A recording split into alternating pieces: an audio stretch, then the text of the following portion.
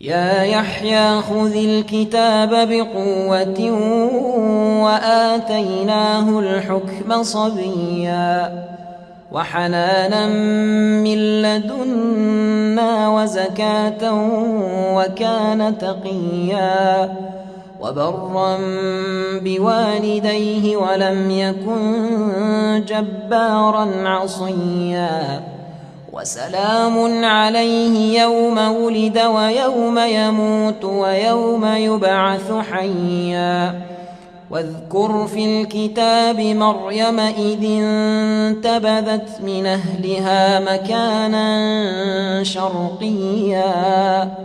فاتخذت من دونهم حجابا فأرسلنا إليها روحنا فتمثل لها بشرا سويا قالت إني أعوذ بالرحمن منك إن كنت تقيا قال إنما أنا رسول ربك ليهب لك غلاما زكيا